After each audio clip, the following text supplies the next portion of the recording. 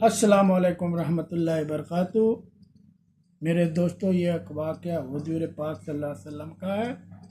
حضور پاک صلی اللہ علیہ وسلم کے زمانے میں ایک شخص تھا، ثعلبہ بن حاطب، صحابی تھا، انصاری برادری کا صحابی تھا، انصار سے تعلق رکھتا تھا۔ 5 وقت کی نماز حضور پاک صلی اللہ علیہ وسلم کے پیچھے ادا کرتا تھا۔ غربت کے حالات بہت خراب تھے۔ ایک دن وہ حضور پاک صلی اللہ علیہ وسلم سے ارشاد فرمایا، اے میرے آقا حضور پاک صلی اللہ علیہ وسلم، اللہ کی بارگاہ میں میرے لیے دعا کریں۔ حضور پاک صلی اللہ علیہ وسلم نے فرمایا، اے ثعلبہ، اللہ تعالیٰ نے آپ کو جتنا عطا کیا ہے اس میں خوش رہنے کی کوشش کر۔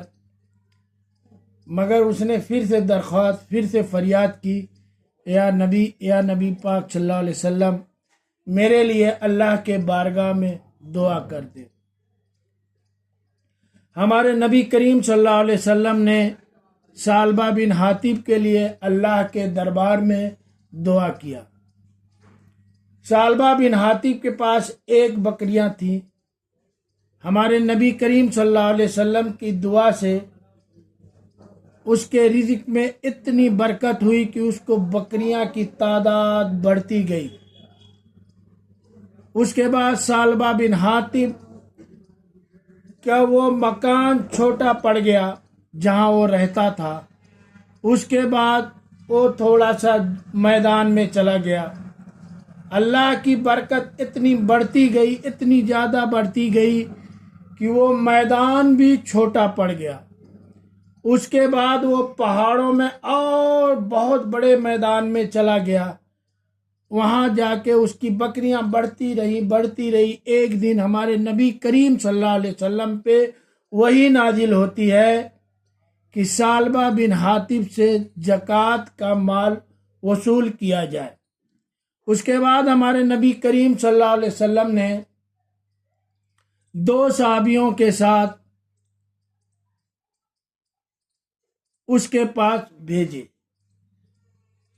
وہ ثعلبہ کے پاس پہنچے اور ثعلبہ سے فرمایا کہ حضور پاک صلی اللہ علیہ وسلم کے اوپر وحی نازل ہوئی ہے اور انہوں نے فرمایا ہے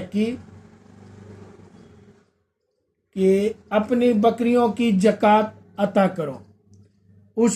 ثعلبہ نے کہا کہ ٹھیک ہے، وہ جو نبی کریم صلی اللہ علیہ وسلم نے جو پرچہ دیا ہے وہ ہمیں دکھاؤ۔ اس کے بعد وہ دونوں صحابی پرچہ دکھا دیتے ہیں۔ وہ کہتا ہے کہ آپ اور لوگوں سے زکوٰۃ کے مال وصول کرو، میں اپنی بکریوں کا حساب کرتا ہوں اور کرنے کے بعد واپس آ جاؤ، میں دیتا ہوں۔ وہ دونوں صحابی وہاں سے چلے گئے اور لوگوں سے وصولی کر کے وہاں واپس آئے تو ثعلبہ بن حاطب کہتے ہیں کہ ایک طرح کا یہ ٹیکس نظر آتا ہے۔ کوئی بات نہیں، میں اپنی بکریوں کو حساب کر کے حضور پاک صلی اللہ علیہ وسلم کی دربار میں حاضر ہوں گا اور میں ٹیکس خود ان کو دوں گا۔ اتنا ثعلبہ کا اتنا کہنا تھا کہ اللہ کے ہاں سے دوسری وحی حضور پاک صلی اللہ علیہ وسلم کے بعد حاضر ہوئی اور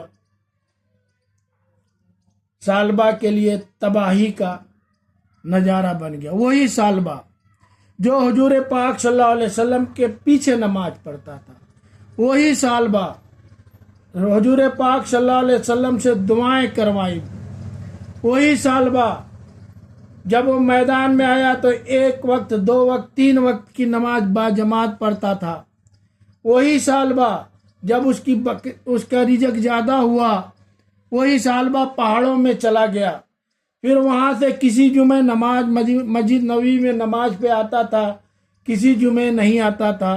حضور پاک صلی اللہ علیہ وسلم نے پوچھا، اس کے بعد اس کے لیے تباہی کی وحی نازل ہوئی اور اللہ اکبر، ہمارے نبی کریم صلی اللہ علیہ وسلم نے اللہ اکبر کہا اور کہا ثعلبہ تیرے لیے تباہی ہو گئی۔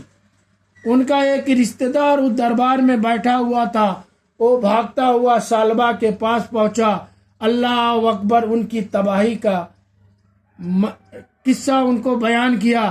سالبہ اسی وقت دوڑتے ہوئے، بلبلاتے ہوئے، روتے ہوئے، کانپتے ہوئے نبی کریم صلی اللہ علیہ وسلم کے دربار میں حاضر ہوئے اور فریاد کیا میرے نبی، میں اپنی بکریوں کی زکوٰۃ دینے کے لیے تیار ہوں۔ ہمارے نبی کریم صلی اللہ علیہ وسلم نے فرمایا کہ جب ہمارے رب کی وحی نازل ہوئی اور تجھے زکوٰۃ ادا کرنے کا فرمان ہوا تو اس وقت ادا نہیں کیا، ابھی ہمارے رب نے زکوٰۃ لینے سے منع فرما دیا۔ سالبہ نے بہت منتیں کی، بہت گر گرایا، بہت رویا، بہت عاجزی کی بہت، مگر ہمارے حضور صلی اللہ علیہ وسلم نے منع فرما دیا۔ کچھ دنوں کے بعد حضور پاک صلی اللہ علیہ وسلم دنیا سے پردہ فرما گئے۔ اس کے بعد ابو بکر رضی اللہ عنہ کا زمانہ آیا، اس میں بھی سالبہ حاضر ہوا اور یہی فریاد ڈالا کہ ہماری بکریوں کی زکوٰۃ لے لو۔ تو ابو بکر رضی اللہ عنہ نے فرمایا جس کی زکوٰۃ لینے سے ہمارے نبی کریم صلی اللہ علیہ وسلم نے منع فرمایا، ہم ان کی زکوٰۃ نہیں لے سکتے۔ اس زمانے میں وہ زکوٰۃ نہیں دے پایا۔ پھر حضرت عمر علیہ السلام کا زمانہ آیا، اس زمانے میں بھی اس نے وہی فریاد کی۔ حضرت عمر علیہ السلام نے بھی منع فرمایا کہ جس کو ہمارے نبی کریم صلی اللہ علیہ وسلم نے منع فرما دیا اور حضرت ابو بکر نے شیر خدا نے منع فرما دیا تو ہم بھی نہیں لے سکتے۔ پھر اس کے بعد عثمان غنی کا زمانہ آتا ہے۔